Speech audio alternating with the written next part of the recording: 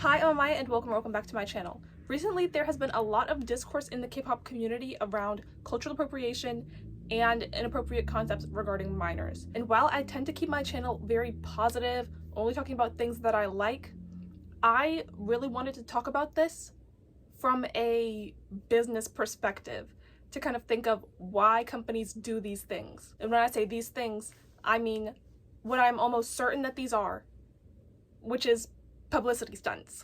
So in today's video, I'm going to go over what qualifies as a publicity stunt. I'm going to give you guys some examples, go over why it's important to know these things, and then finally, I'm going to tell you guys what you can do about it. A publicity stunt is done to generate conversation around a certain thing or person. In the US, when we think of publicity stunts, a lot of the time we think of like PR relationships or staging paparazzi. K-pop companies take a little bit of a different strategy to doing publicity stunts, which is why it's kind of hard for fans in other countries to notice these things, but once you notice it, it's very easy to catch on to. So I'm going to tell you guys some things that I think were publicity stunts that K-pop companies did. First up is Cookie by NewJeans. NewJeans had very little promotion before their debut, which is super important to note. It was a strategic thing for them to decide not to do a lot of advertising of the group. Cookie was something that was going to get public attention one way or the other. I'm just gonna tell you guys some of the lyrics. Take it, don't break it, I know you want to taste it. They also say things like, looking at my cookie. International fans were kind of like, why do you guys have minors talking about this? Because mind you, there was only one legal adult in the group at the time. And the company came out and said that this song was about baking CDs. It was about making music for their fans. Whether you believe that or not, that was their explanation. My next example is Fever by Hypen. People really do like this song, but the tone with which they sing the lyrics is way more inappropriate than Cookie.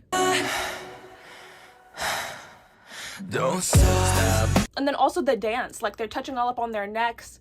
There's a lot going on there. Fever, fever. And I feel like another thing that makes these publicity stunts is that these companies do a lot of research before they let something out. So for something like Fever, the company hears the song, okay, they like it, they buy the song, okay, they have the members record it, okay, then they edit the song, make sure it's all good, then they do the dance practice, and then they record it, and then they put the song out. There are so many people that it has to go through before it gets to that point. Someone thought it was not appropriate, or everyone collectively went, why? Why should we not put out the song? Next is Illit's Baby It's Both. It's supposed to be the English version of Tic Tac. The lyrics, not appropriate for minors. They're singing, gotta touch you now, wanna make up all night, you wanna make me scream. There is no context in which minors should be singing these lyrics, guys. Baby Don't Cry is P Nation's new girl group. It's their very first girl group. One of their new singles, oh, it's called F Girl, which first of all is a crazy name for a song that you have kids singing. In the teaser, this girl, she puts a little plastic packet on the counter. The store clerk is like, and then she opens the packet and she takes out a candy. The director knows what they were doing with that. And everybody who approved it knows what was going on. And it was not appropriate. This is for the cultural appropriation topic, which has been a really hot topic recently.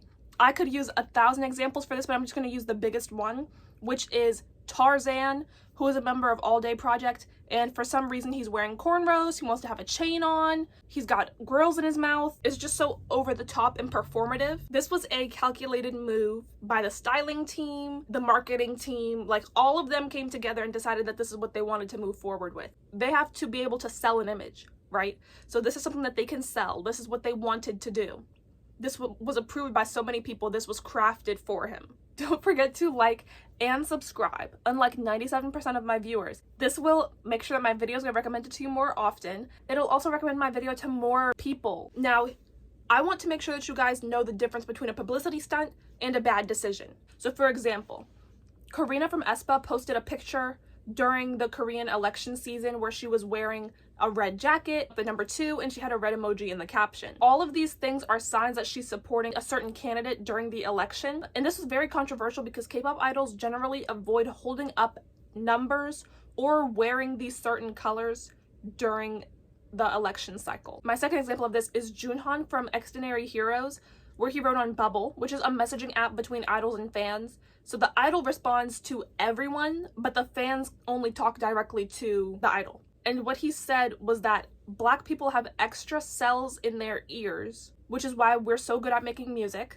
He also had some other comments where he was talking about Black people have better physical capabilities than other races and that Asians are smarter. What I want to say about this is that SM and JYP 100% would not tell their idols to say these things. Companies are businesses at the end of the day. So if people stop listening to the group, people don't want to buy a Karina Solo because of her party affiliation, or people don't want to go to Extraordinary Heroes tour because of what Junhan said, that compromises their ability to make money. Their bottom line is everything. Companies want money. My last example for this category is Kiss of Life's infamous live stream. So they were dressed up doing a hip-hop concept. I think Hanul had some braids, maybe. They were doing an accent. Who's that? Who's that? Come out. People are not listening to Kiss of Life anymore because of this. And this goes with my last point.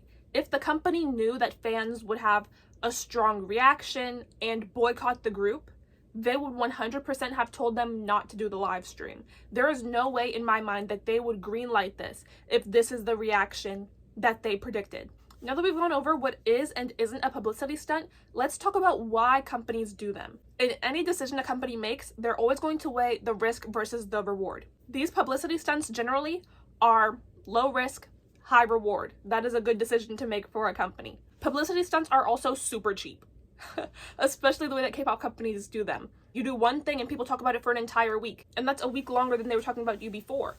Groups always want to keep their fan base and expand out. If new people are hearing about you from a publicity stunt, that is a positive.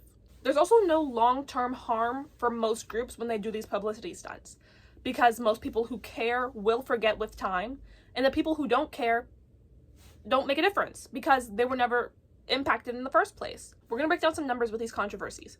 Out of 100% of a group's listeners, let's say that 70% hear about a controversy. Now, from the 70% that have heard about the issue, let's say that half of them don't care. Then, let's say that the group or the idol or the company issues an apology. We have about 10% that's going to hold a grudge about it. Because most people are going to say, well, they've done all they can do, right? You can't reverse time. From that 10%, about 8% is going to forget about the controversy and move on with time. That leaves about 2% of the original listeners. How many of this 2% are actually going to stop listening to the group? They might not buy tickets for concerts, they might not buy albums, but even listening to the group is still supporting, right? Maybe 0.5% is actually going to stop listening to the group. Any potential loss from these controversies is mostly going to be counteracted by their growth over time. So why are things like this important to notice? When you start noticing things like this, you'll see them more and more. You'll be able to easily pick up on when something is strategic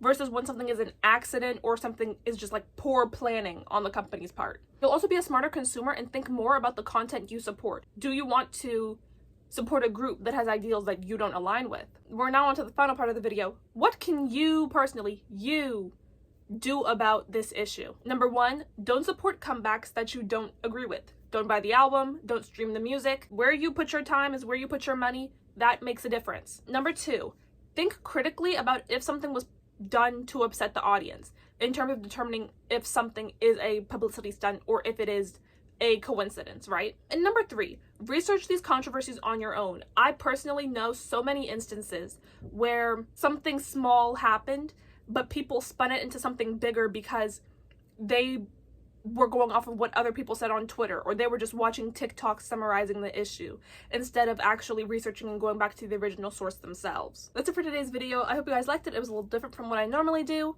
Again, don't forget to like, comment, and subscribe, turn on post notifications for this channel, and check out my second channel, which is going to be linked in the description box. I also have a TikTok where I post pretty frequently. Thank you guys for watching. I'll be back next week. Bye!